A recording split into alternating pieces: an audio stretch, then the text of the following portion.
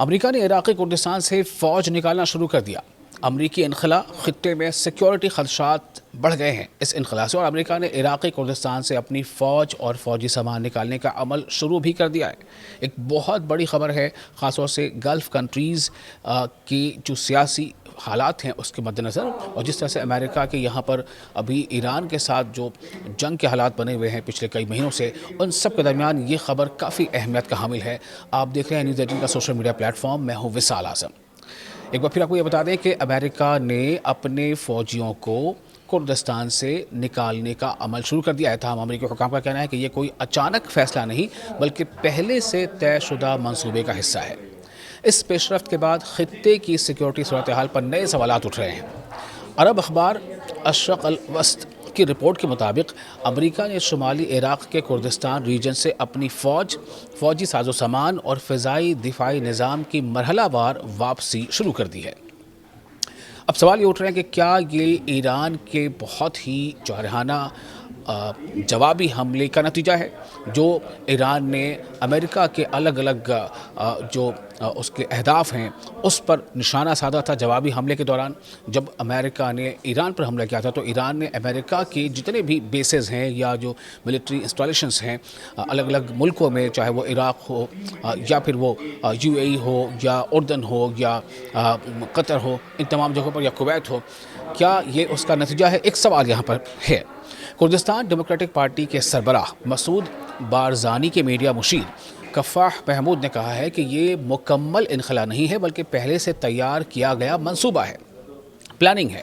ان کے مطابق میڈیا میں آنے والی یہ خبریں کہ امریکہ نے عراق مکمل طور پر چھوڑ دیا ہے، درست نہیں ہے، یہ ان کا کہنا ہے۔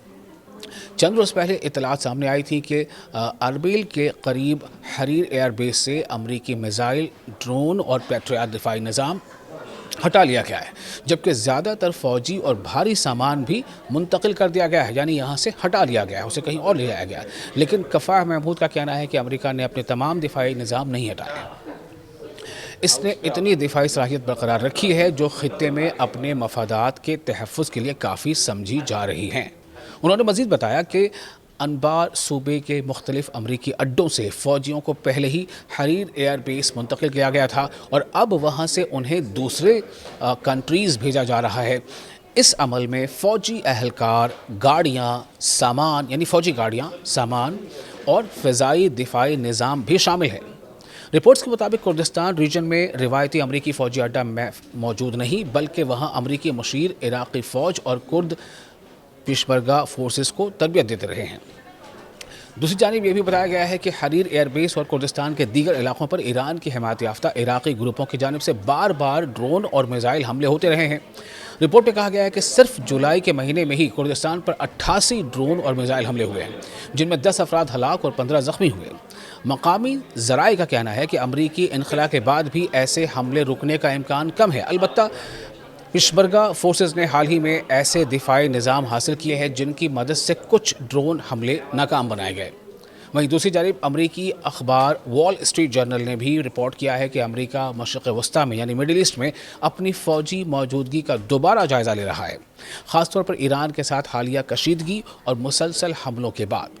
ادھر عراق میں ایران کے قریبی مزاحمتی گروپ پہلے ہی امریکی حملوں کا جواب دینے کی دھمکیاں دے چکے ہیں، جبکہ بغداد حکومت نے ان گروپوں کو ہتھیار ڈالنے کے لیے ستمبر تک کی مہلت دی ہے۔